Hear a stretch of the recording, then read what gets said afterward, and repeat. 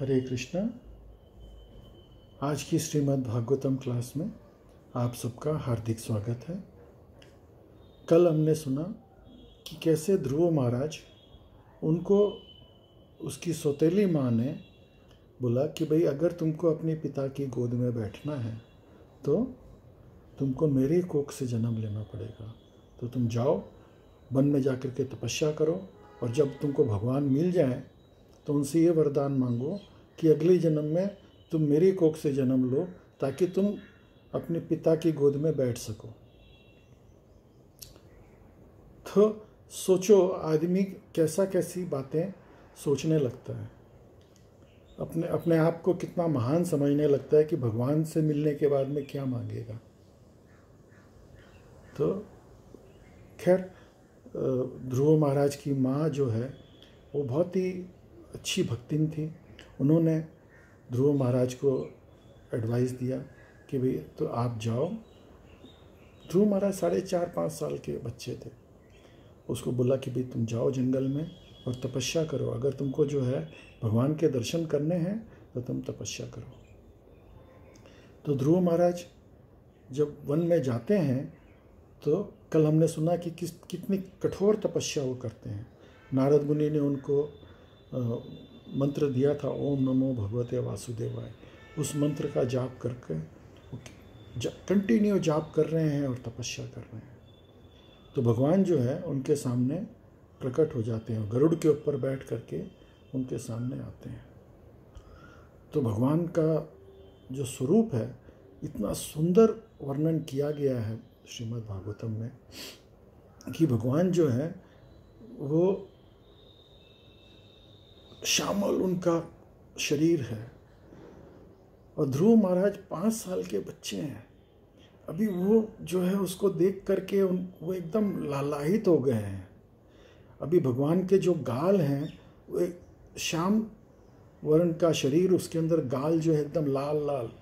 अब छोटे से बच्चे, उसका मन चल रहा है कि मैं ये गरुड़ के ऊपर चढ़ जाऊं और ये भगवान के जो गाल हैं उसको मैं खा लूं, उनको गले लगा लूं। वो पहले तो भगवान को दंडवत करते हैं, दंडवत करके और वो हाथ जोड़ के खड़े हो जाते हैं। वो स्तुति करना चाहते हैं, लेकिन बच्चे हैं, पढ़ाई नहीं किया, कुछ नॉलेज नहीं है।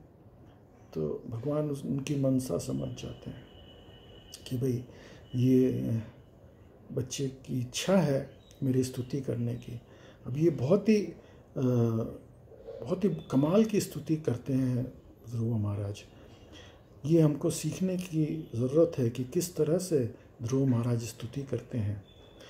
तो भगवान जो है वो देखते हैं कि भाई इसकी स्तुति करने की इच्छा है, लेकिन इसको कुछ आता नहीं है। तो भगवान अपना शंख जो है, उस शंख को ध्रुव महाराज के गाल पे टच कर देते हैं। तो जब वो शंख को उनके गाल पे टच कर देते हैं तो ध्रुव महाराज को सारी विद्याएं आ जाती है और वो कमाल की स्तुति करते हैं। वो भगवान से बोलते हैं, बोले हे प्रभु, मैं तो आया था कांच के टुकड़े लेने के लिए। आपको देख करके मैं एकदम कृतार्थ हो गया। कृतार्थोस्मि वरम न याचे। भगवान बोलते हैं तुम कुछ वर मांगो। बोले नहीं प्रभु, मेरे को कोई वर नहीं चाहिए। फिर वो आगे स्तुति करते हैं। वो बोलते हैं, बोले प्रभु, मेरे को तो आपका दर्शन जो है वो भी नहीं चाहिए। बोले क्यों? तुमको तो मैं इतना अच्छा लग रहा हूँ, तुम तो गरुड़ के ऊपर चढ़ के मेरे गाल खाना चाहते हो। बोला हाँ प्रभु, वो चाहता हूँ, लेकिन क्या। छोटे बच्चे बोल रहे हैं। छोटे बच्चे का दिल एकदम कोमल होता है और बड़ी सरलता से वो कुछ भी बात बोलते हैं। तो वो बोल रहे हैं कि प्रभु, ऐसा है कि कभी कभी जो है आपके दर्शन कर रहा हूँ तो मेरी आँखें जो है वो पलक झपक जाती है। अब वो पलक झपकती है, उतनी देर भी जो है मैं आपके दर्शन किए बिना नहीं रह सकता। तो भगवान बोले भाई तुम तो ये बोल रहे हो कि तुम मेरे दर्शन भी नहीं चाहते हो, तो क्या चाहते हो? बोले प्रभु मेरे को आपकी कथा सुनने को मिले। तो उससे क्या है, मैं आंख बंद करके आपको अपने हृदय में, मैं देख रहा था पहले भी, आप आए उसके पहले भी मैं आपके दर्शन कर रहा था अपने हृदय में। तो मैं कंटिन्यू आंख बंद करके भी आपके दर्शन करता रहूं और आपकी कथा मेरे कानों में जाती रहे। आपकी कथा जब मेरे कानों में जाएगी तो मैं उसके अंदर भाव विभोर हो जाऊंगा। तो सोचिए ये भगवान की कथा श्रवणम कितना इम्पोर्टेंट है। तो ये जो चीज़ है हमको ध्रुव महाराज से सीखना चाहिए कि भगवान की कथा वो कितनी इम्पोर्टेंट है। भगवान की कथा नित्य श्रवण करना चाहिए, रोज। और अगर कोई सुनाने वाला नहीं है तो रोज पढ़ना चाहिए। आप सुनाइए किसी को।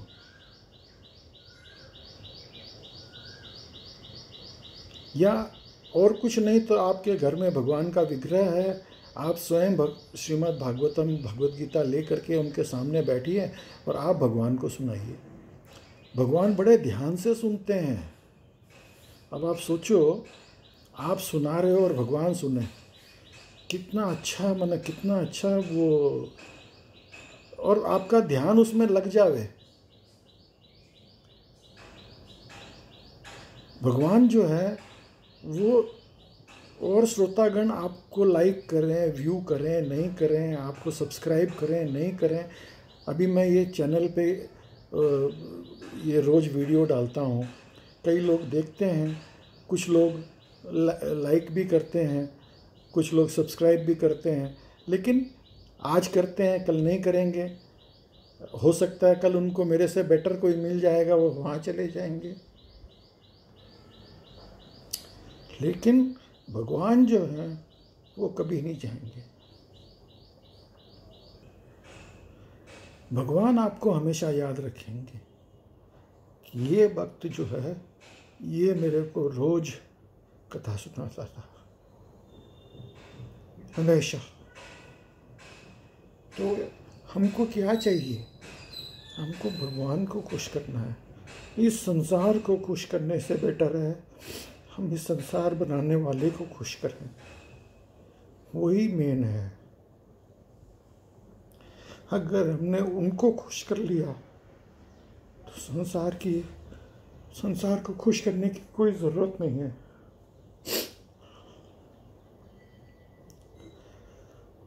तो ये हमेशा ध्यान रखो कि किसको खुश करना मोर ज़्यादा इम्पोर्टेंट है, संसार को या संसार बनाने वाले को। आपने संसार बनाने वाले को खुश कर लिया, भगवान को खुश कर लिया, फिर आपको कोई किसी की परवाह नहीं है, किसी की चिंता नहीं है। उसकी परवाह करो, उसकी चिंता करो। तो ध्रुव महाराज जो हैं ऐसा वरदान मांगते हैं। तो भगवान बोलते हैं और बोलो, और क्या चाहिए? बोला प्रभु मेरे को और कुछ नहीं चाहिए, मेरे को आप बस अपने साथ अपने धाम में ले चलो। तो भगवान बोलते हैं, बोला नहीं, तुम एक कामना लेके आए थे मेरे पास कि तुमको इस पृथ्वी से भी बड़ा राज्य चाहिए, तो तुमको वो मेरे को देना तो पड़ेगा, क्योंकि तुम इच्छा लेके आए थे। इसीलिए हमको इच्छा करने के पहले सोचना चाहिए कि हम क्या इच्छा करें, भगवान से हम क्या मांगें। अगर हम कुछ गलत मांगेंगे भगवान से तो हम ही उसके अंदर फंस जाएंगे। आज ध्रुव महाराज जो है वो भगवान के साथ उनके धाम में जा सकते थे, लेकिन क्योंकि वो इच्छा लेके आए थे कि मेरे को राज्य चाहिए, तो भगवान ने उनके लिए एक स्पेशल ध्रुव लोक तैयार किया, जो कि संसार से भी बड़ा है, इस पृथ्वी लोक से भी बड़ा है। और उनको बोला कि तुम जाओ और इस ध्रुव लोक में 36,000 वर्ष तक तुम राज करोगे, और उसके बाद में 36,000 वर्ष के बाद में तुम मेरे धाम में आओगे। तो ध्रुव महाराज बोलते हैं, बोला ये तो मेरे को सज़ा मिल गई, 36,000 वर्ष मेरे को आपके बिना रहना पड़ेगा। तो इस तरह से हमको जो है अपनी इच्छाओं पे कंट्रोल करना चाहिए कि हम भगवान से क्या मांगें। इसलिए कभी भी भगवान से कुछ भी भौतिक मांगो ही मत। एक ही चीज़ मांगना चाहिए, प्रभु मुझे अपनी सेवा में रखो, मुझे अपने चरणों की धूल बना करके रखो। बस आप भगवान के साथ में रहोगे तो आपको सब कुछ मिलेगा। आपको अलग से कुछ मांगने की ज़रूरत ही नहीं है। आप सोचो। तो ध्रुव महाराज, खैर अब भगवान की आज्ञा थी तो ध्रुव महाराज ध्रुव लोक में 36,000 वर्ष तक राज किए। अब इधर में क्या हुआ? इधर में उनकी माता जो है, जो सौतेली माता, उन्होंने अपराध किया था ध्रुव महाराज के अगेंस्ट में। लेकिन उस समय तो जो है ध्रुव महाराज तो वैष्णव भी नहीं थे। आज एक वैष्णव अपराध जो है वो कितना तकलीफदायक हो सकता है, तो उसकी सज़ा उनको ज़रूर मिले। भगवान जो है ये नोट करते हैं।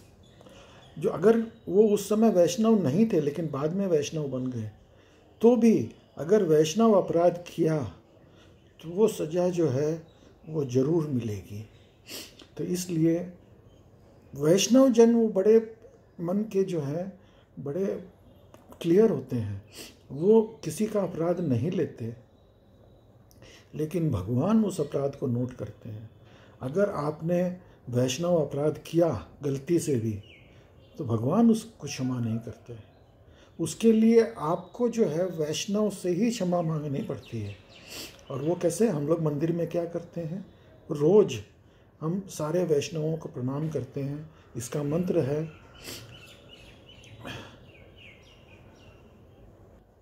हम लोग मंदिर में बोलते हैं, वांछा कल्प तरुभ्यश्च कृपा सिंधुभ्य एव च पतितानां पावनेभ्यो वैष्णवेभ्यो नमो नमो। इसका अर्थ होता है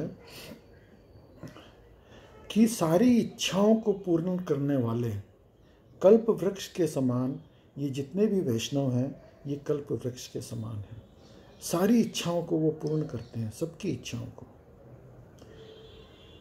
और वो कृपा के सिंधु हैं। जैसे भगवान कृपा के सिंधु हैं, वैसे ही जो वैष्णव होते हैं, जो भगवान के भक्त हैं, वो भी कृपा के सिंधु होते हैं। तो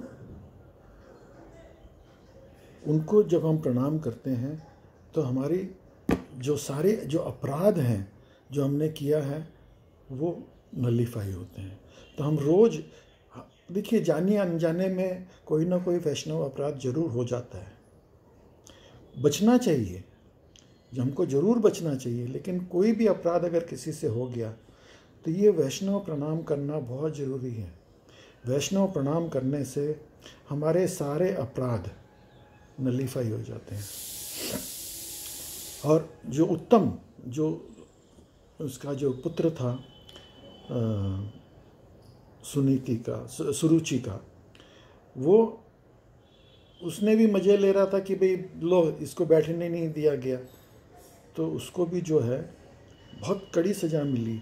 उसको जो है बच्चा था लेकिन फिर भी उसको सज़ा मिली कि यक्षों ने उसका वध कर दिया। तो जब ध्रुव महाराज को ये मालूम पड़ा तो ध्रुव महाराज जो है वो यक्षों से युद्ध करते हैं।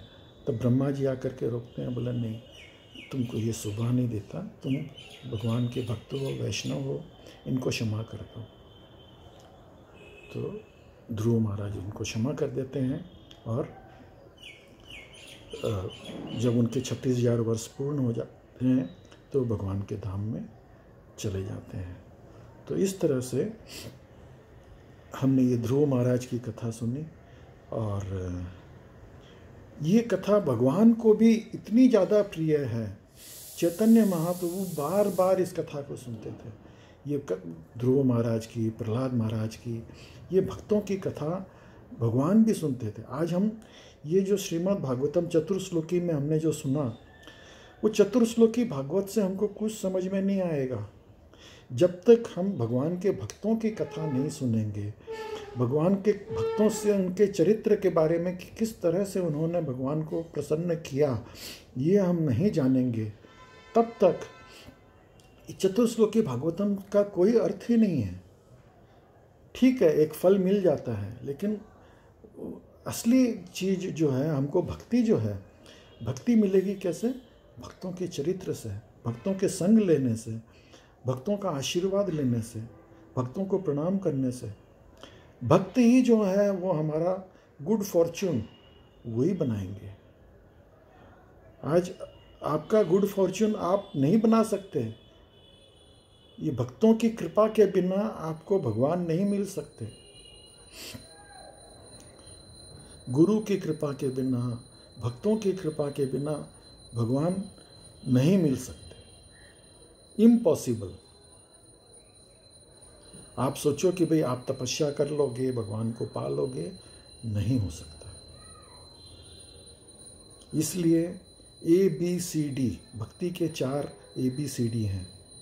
एक A मतलब एसोसिएशन, एसोसिएशन मतलब संग, भक्तों का संग। B मतलब बुक्स, बुक्स मतलब शास्त्र, भगवान के जो दिए गए जो ग्रंथ हैं, जैसे श्रीमद् भागवतम, भगवद गीता। भागवतम भगवान का चरित्र, भक्तों का चरित्र है, और भगवद गीता जो भगवान ने हमको उपदेश दिया वो है। तो ये बुक्स, ये पढ़ना बहुत ज़रूरी है। श्रील प्रभुपाद ने इतनी मेहनत करके किताबें लिखी है, किसके लिए लिखी है? हमारे लिए लिखी है, ताकि हम रोज़ पढ़ें और पढ़ के अपना जीवन सफल बनाएं। कम से कम भी 1 पेज 2 पेज रोज पढ़ो। C फॉर चैंटिंग, भगवान के नाम का जाप करना। कम से कम 1 माला, वैसे तो नियम 16 माला का प्रभुपाद ने दिया है, मिनिमम 16 माला, लेकिन कम से कम 1 माला तो रोज करना चाहिए। भगवान के नाम का जाप करना। मन त्रायते मंत्र, आप अपने मन को तभी कंट्रोल कर सकते हो, नहीं तो ये संसार में माया इतनी प्रबल है कि हम उसको कंट्रोल नहीं कर सकते। हमको भगवान की अगर भक्ति पानी है तो हमको मंत्र का जाप करना ही पड़ेगा। और डी फॉर डाइट, डाइट मतलब भगवान का प्रसाद, भगवान को भोग लगा करके भगवान का प्रसाद, और वही खाना है जो हम भगवान को भोग लगा सकते हैं। आज मांस, मछली, अंडा ये सब हम नहीं खा सकते, प्याज, लहसुन ये हम नहीं खा सकते, क्योंकि ये भगवान को भोग नहीं लगता है।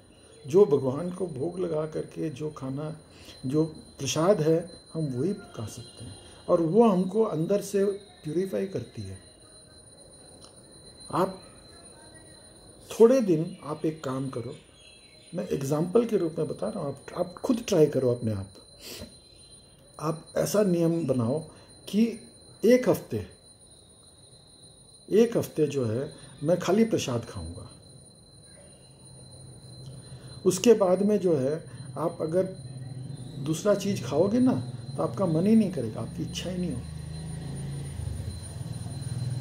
तो आप ट्राई करके देख लो, और आपके विचारों की शुद्धि उसी से होगी।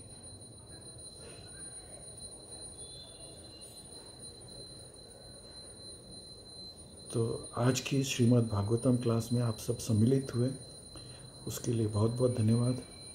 हरे कृष्णा।